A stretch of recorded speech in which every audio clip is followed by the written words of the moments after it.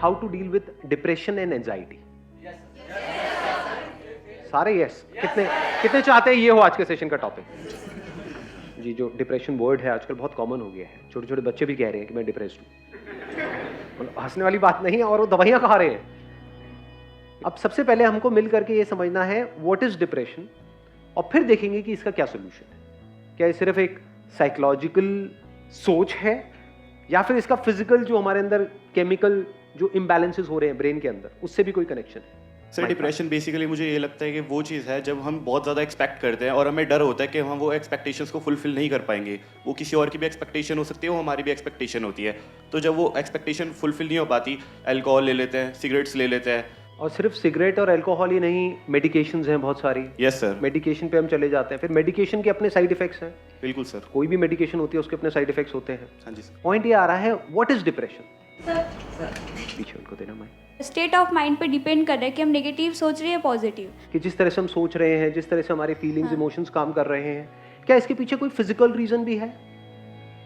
हम क्या करते हैं, हमेशा एक प्रॉब्लम के एक छोटे से फ्रेगमेंट को देखते हैं और उस फ्रेगमेंट पे काम करते रहते हैं। होलिस्टिक अप्रोच नहीं है हमारी। होलिस्टिक मतलब कि हम पूरी तरह से नहीं देखते हैं किसी भी प्रॉब्लम को। मान लो प्रॉब्लम ये है, इसके इतने से एस्पेक्ट को हमने देख लिया या आधे को देख लिया और उस आधे को ठीक करते चले जा रहे हो, क्या उससे वो प्रॉब्लम ठीक हो जाएगी? तो one is psychological, which I agree, it is, उसमें कोई डाउट नहीं है कि अगर उल्टा सोचोगे तो फिजिकली हमारे बॉडी के ऊपर रिएक्शंस उस तरह के होने लग जाए। स्ट्रेस होगा तो फिजिकली प्रॉब्लम्स आने लग जाएंगे। बट क्या इसका कोई फिजिकल रीजन भी है डिप्रेशन का? consecutive failures, मतलब that's what I think.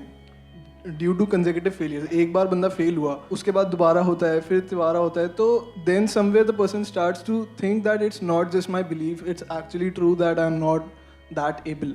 तो आप अगेन जो आप बोल रहे हो किस लेवल पे है? वो फिजिकल लेवल पे है, साइकोलॉजिकल लेवल पे? ये तो हो गया साइकोलॉजिकल, जिस पे मेरे बहुत सारे सेशंस ऑलरेडी हैं कि फेलियर से कैसे डील करना है, नेवर गिव अप, लाइफ को किस तरीके से देखना है कि एक इवेंट का एंड आपकी लाइफ का एंड नहीं है। क्या इसके पीछे कोई फिजिकल रीजन भी है या नहीं है? फिजिकली कुछ ऐसा हो रहा है हम सबके साथ में जहां पर कोई बहुत बड़ी गड़बड़ है, और उस फिजिकल की वजह से psychologically we are not feeling good. कई बार ऐसा नहीं होता कि उल्टा सीधा कुछ नहीं हुआ है आपके साथ में, मतलब सब कुछ ठीक चल रहा है, फिर भी आपको अच्छा नहीं लग रहा, यू आर फीलिंग बैड। ऐसा हुआ है या नहीं हुआ है? मतलब बिना किसी वजह के ही मूड खराब है, ऐसा होता है नहीं होता है? ऐसा क्यों होता है? फॉर एग्जाम्पल बीमार होते हैं तो अच्छा फील नहीं होता, तो क्या वो साइकोलॉजिकल रीजन है या अंदर कोई बैक्टीरिया है, कोई वायरस है, कुछ कोई गड़बड़ हो रही है फिजिकल लेवल पे?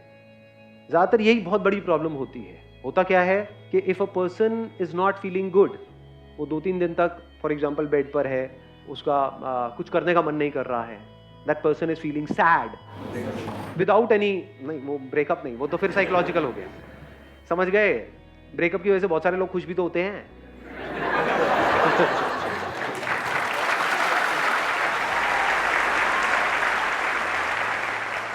ध्यान से समझ लेना। आप किसी डॉक्टर के पास में जाओगे तो वो साइकोलॉजिकल पे ज्यादा ध्यान नहीं देगा।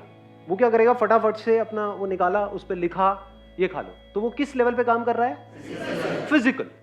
और एक्चुअल में साइकोलॉजिकल लेवल पे आपको खुद काम करना होता है, कोई और आपके लिए नहीं कर सकता है। बाहर से कोई कितना भी बोलता रहे, चाहे वो डॉक्टर बोल रहा है, चाहे मैं बोल रहा हूं, चाहे कोई और बोल रहा है, इतना फर्क नहीं पड़ता है जब तक कि आपके खुद के अंदर से ना आ जाए कि मुझे अपनी थिंकिंग को चेंज करना है। तो साइकोलॉजिकली अपने आप को कैसे ठीक करना है, वो किसके हाथ में कंट्रोल है?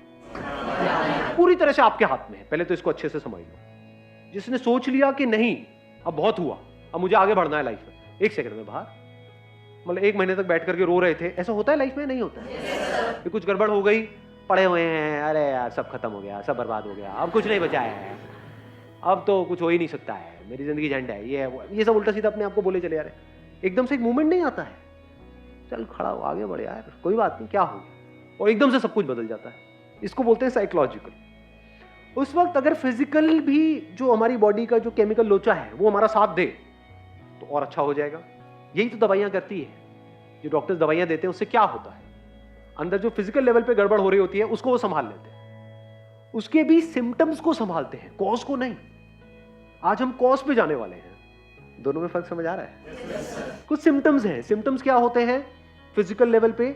कुछ तरह के केमिकल्स हैं जो रिलीज होने चाहिए हमारे अंदर ब्रेन में, फॉर एग्जाम्पल सेरोटोनिन है, डोपामीन है, कॉर्टिसोल तो स्ट्रेस हार्मोन होता है बेसिकली। कुछ ऐसे केमिकल्स हैं जो रिलीज होने चाहिए, वो रिलीज नहीं हो रहे हैं, तो you are feeling bad without any reason. उसके साथ में कुछ और भी उल्टे सीधे थॉट्स चल रहे हैं, तो और एक साइकिल घूम रही है। उन थॉट्स की वजह से और बुरा लग रहा है, जितना बुरा लग रहा है और थॉट्स आ रहे हैं। जब मूड खराब होता है तो कैसे गाने सुनने का मन करता है? समझ रहे हो ना क्या हो रहा है? और जितने से गाने सुनते हो क्या होता है? और सैड। और जब मूड बहुत बढ़िया होता है तब कैसे गाने सुनने का मन करता है? एनर्जेटिक। समझ रहे हो ना ये कैसे एक दूसरे को इंपैक्ट करता है, फिजिकल और साइकोलॉजिकल। इन दोनों को अगर हम समझ पाएं और इन दोनों लेवल्स पे अच्छे से काम करें, तब जाकर के इस प्रॉब्लम का हम एक्चुअल में परमानेंट सॉल्यूशन निकाल पाए। अब इसको ध्यान से समझ लेना, मतलब फिजिकली क्या गड़बड़ होती है, कुछ ऐसे केमिकल्स हैं जो रिलीज होने चाहिए हमारी ब्रेन में, वो नहीं होते हैं, जिसकी वजह से वी स्टार्ट फीलिंग बैड।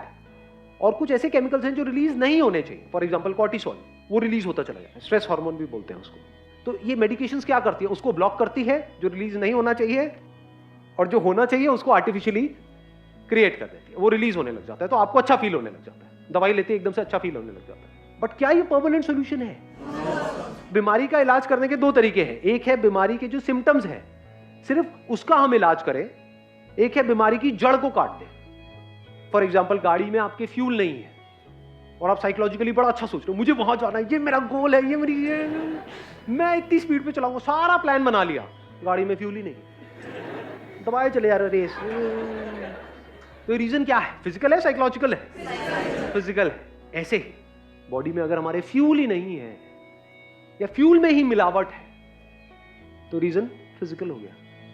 मान लो किसी का पेट ब्लॉक है, 4-5 दिन से काम ही नहीं हुआ है, और वो यहां पर बैठे हुए हैं, बैठे होंगे,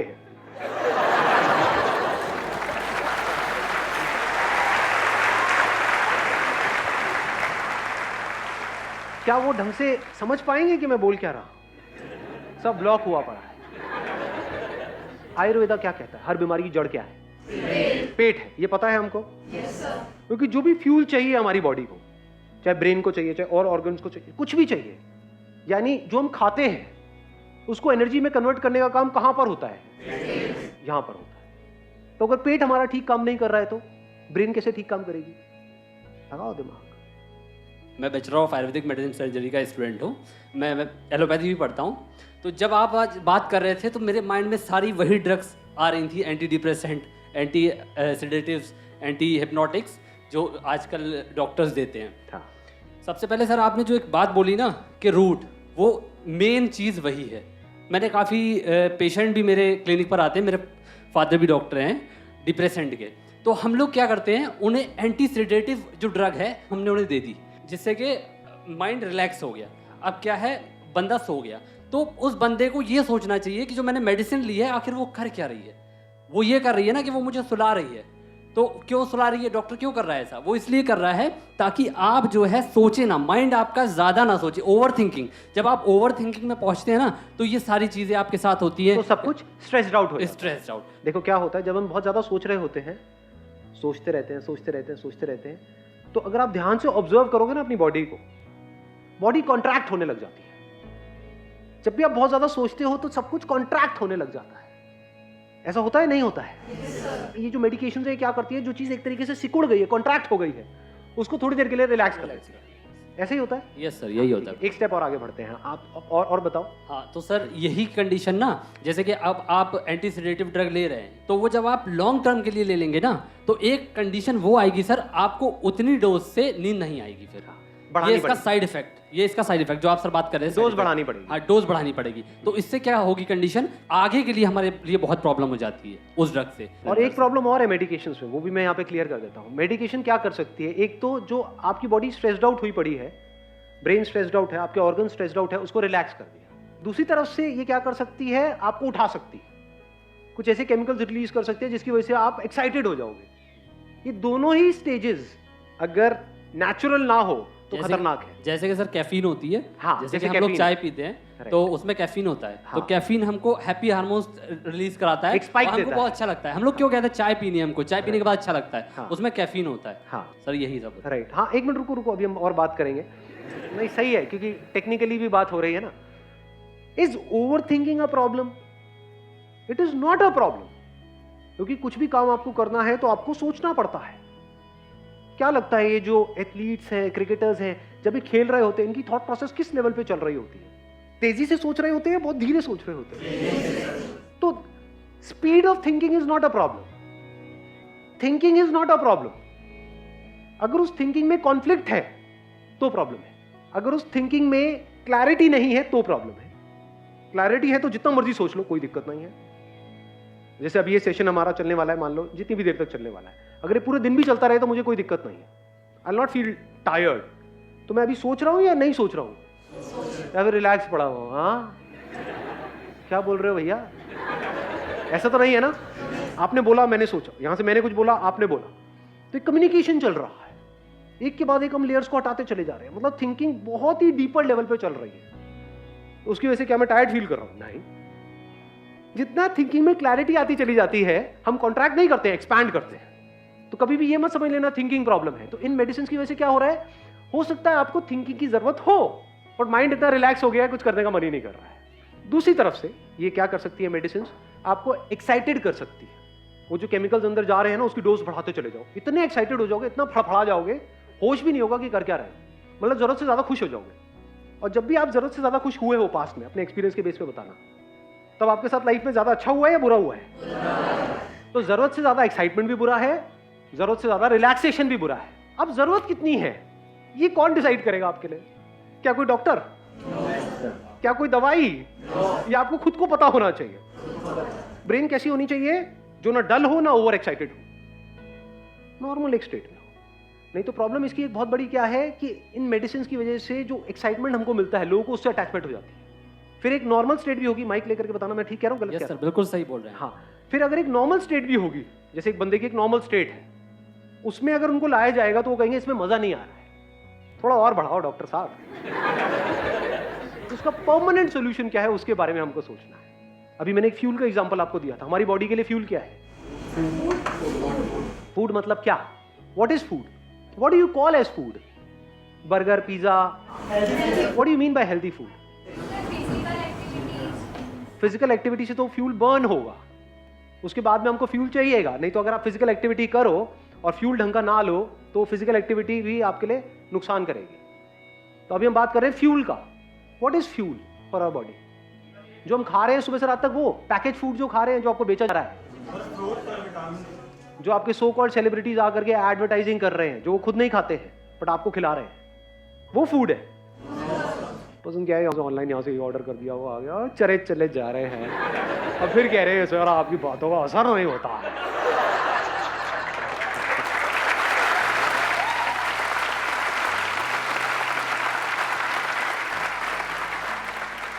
डाइट के बारे में एटलीस्ट बेसिक नॉलेज आप गैदर कर लो। ये जो वाइट चीजें होती हैं उसको अवॉइड करो। वाइट क्या है? शुगर, सॉल्ट, वाइट ब्रेड, ये सब जो वाइट चीजें होती है ना, उससे थोड़ा सा बच करके रहो। तो अब फ्यूल क्या है? फ्यूल सिर्फ खाना नहीं है, ये बहुत बड़ी गलतफहमी है। घोड़ा क्या खाता है? चने तो अगर हम खिला दे तो खाता है, चने कहां से खाएगा वो?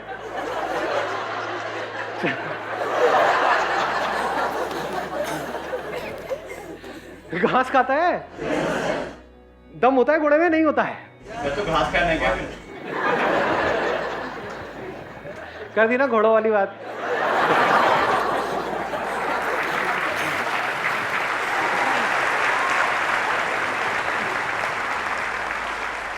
अरे मैं घास खाने के लिए नहीं कह रहा। घास में क्या होता है इतना नहीं पता है? मतलब कोई साइंस बैकग्राउंड से नहीं है? क्लोरोफिल नहीं होता है? क्लोरोफिल मतलब क्या? कहां से बनता है वो? सनलाइट से।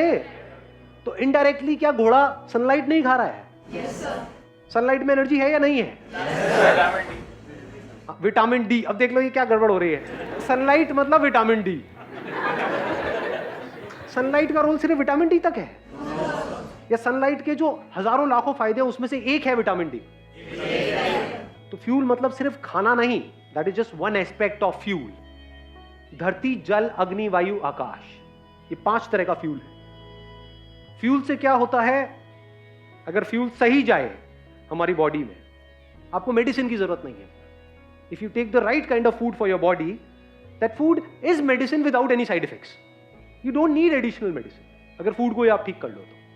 Does it make sense? तो पहला क्या आया? धरती। धरती से रिलेटेड क्या आ गया? फ्रूट्स, वेजिटेबल्स, ये वो। दूसरा क्या है? धरती, जल, पानी। पानी की कमी हो गई तो अपने आप ही बुरा फील होना शुरू हो जाएगा। खाना उल्टा सीधा खाओगे, अपने आप ही बुरा फील होना शुरू हो जाएगा। धरती, जल, अग्नि, मतलब सनलाइट। मैं आपको बेसिक सा एक फंडा बता रहा हूं डिप्रेशन का, इससे डायरेक्ट कनेक्शन है, इनडायरेक्ट नहीं है। आपको एक डार्क कमरे में ले जाकर के बंद कर दिया जाए 7 दिन के लिए, अंधेरे कमरे में, तो एक नॉर्मल बंदा भी डिप्रेशन में चला जाए। और अगर आपको खुले में छोड़ दिया जाए, घोड़े की तरह, घोड़ों के साथ में, घोड़े भी भाग रहे हैं, आप भी भाग रहे हो, भागिए। और कुछ लोग अगर घास खाना चाहे तो खा सकते हैं। तो क्या होगा एक हफ्ते बाद? बताने की जरूरत ही नहीं है, ऑब्वियस है। इसके बाद कौन सा आया? वायु, मतलब हवा। हवा कैसी है हमारे आसपास में? यहाँ पे दिल्ली में बढ़िया है, पॉल्यूटेड। लास्ट क्या है? आकाश। आकाश मतलब स्पेस। आपको एक छोटे से कमरे में बंद कर दिया जाए, वहां अच्छा लगता है या खुले में अच्छा लगता है? किसी पहाड़ के टॉप पे अच्छा लगता है?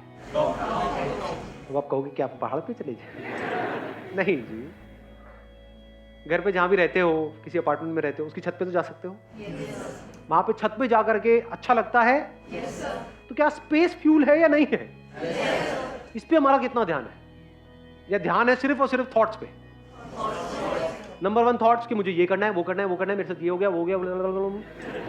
दूसरा, अब मैं इसको ठीक कैसे करूं, ठीक कैसे करूं, ठीक कैसे करूं। I am not too sure आप में से कितनों को एक्चुअल में पता भी होगा कि हेल्थ की जो पीक स्टेट होती है वो कैसी होती है, जब बॉडी, माइंड, इंटेलेक्ट और जो हमारी बाकी की सारी एनर्जीज हैं वो परफेक्टली काम कर रही होती है। नेचुरोपैथी के कुछ सेंटर्स हैं वर्ल्ड वाइड, इंडिया में बहुत सारे हैं, और बहुत ही